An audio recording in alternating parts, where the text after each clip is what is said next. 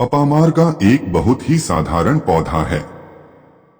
आपने अपने घर के आसपास जंगल, झाड़ या अन्य स्थानों पर अपामार्ग का पौधा को देखा होगा, लेकिन इसे नाम से नहीं जानते होंगे।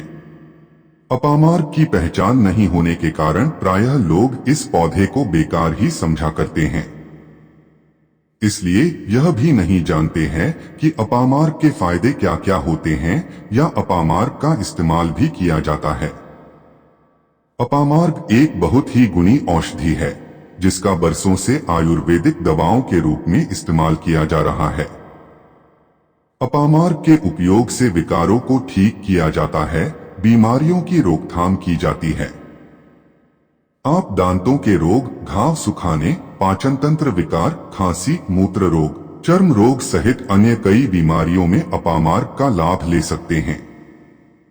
इसलिए आपके लिए यह जानकारी बहुत ही जरूरी है, क्योंकि अपामार्ग का पौधा बारिश की शुरुआती मौसम से ही अपामार्ग का पौधा अंकुरित होने लगते हैं। ठंड के मौसम में फलते फूलते हैं और गर्मी के मौसम में पूरी तरह बड़े हो जाते हैं, और इसी मौसम में फलों के साथ पौधा भी सूख जाता है।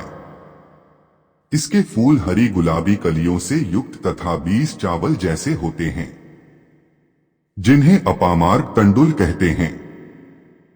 इसके पत्ते बहुत ही छोटे और सफेद रोमों से ढके होते हैं।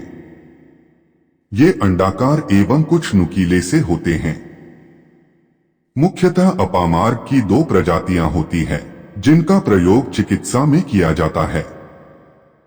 सफेद अपामार्ग, लाल अपामार्ग। सफेद और लाल दोनों प्रकार के अपामार्ग की मजरियां पत्तों के डंठलों के बीच से निकलती हैं। ये लंबे, कर्कश, कंटीली सी होती है। इनमें ही सूक्ष्म और कांटेयुक्त बीज होते हैं।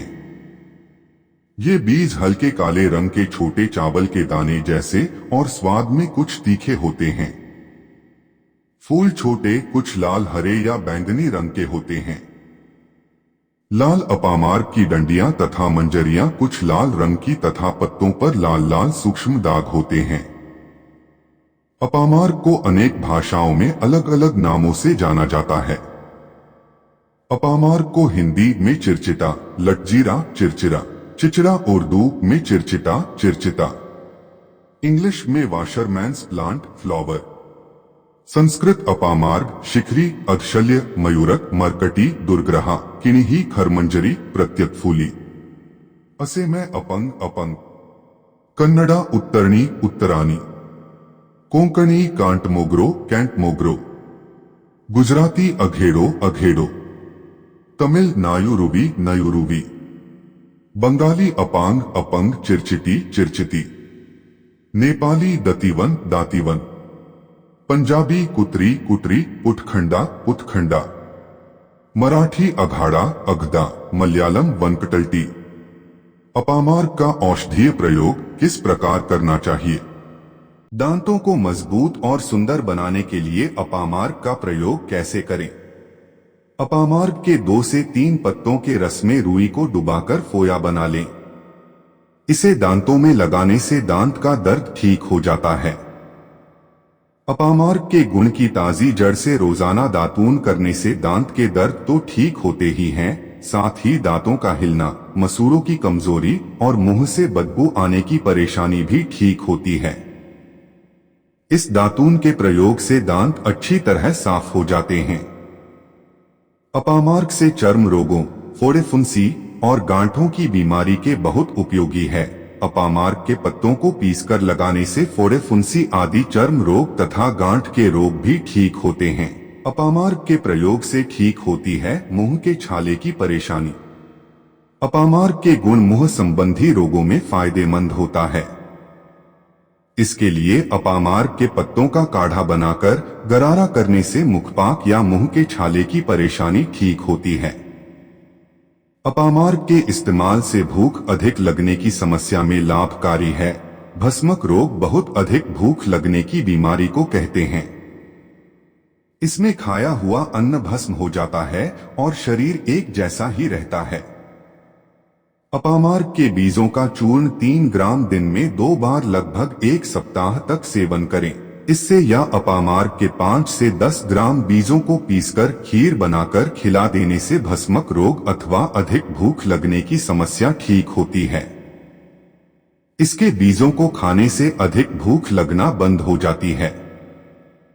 अपामार्ग के बीजों को कूट छानक महीन चूर्ण करें। इसमें बराबर मात्रा में मिश्री मिलाएं। इसे 3 से 6 ग्राम तक सुबह शाम जल के साथ प्रयोग करें। इससे भस्मक रोग में लाभ होता है। 2 ग्राम अपामार्ग की जड़ के चूर्ण में शहद मिलाकर सेवन करने से पेट के दर्द ठीक होते हैं। आंखों की बीमारी के लिए लाभदायक है अपामार्ग का प्रयोग। 2 ग्राम अपामार्ग की जड़ के रस में 2 चम्मच मधु मिलाएं। इसे 2 से 2 बूंद आंख में डालने से आंखों के रोग ठीक होते हैं। आई फ्लू, आंखों में होने वाला दर्द, आंख से पानी बहने, आंखें लाल होना, रतौंधी आदि विकारों में अपामार्ग का प्रयोग करना उत्तम परिणाम देता है। अपामार्ग की साफ जड़ को साफ थोड़ा सा सेंधा नमक मिले हुए दही के पानी के साथ घिसें। ध्यान रखना है कि तांबे के बर्तन में घिसें। इसे काजल की तरह लगाने से इन रोगों में लाभ होता है। कटने छिलने पर तुरंत रक्तस्राव को रोकता है। अपामार्ग के 2 से 3 पत्तों को हाथ से मसलकर या कूटकर रस निकाल लें। उसके रस को कटने या छिलने वाले लगाने पर खून का बहना रुक जाता है। अपामार्ग की जड़ को तिल के तेल में पकाकर छान लें। इसे कटने या छिलने वाले जगह पर लगाएं। आराम मिलता है। और पढ़े रक्तस्राव होने पर नींबू के फायदे।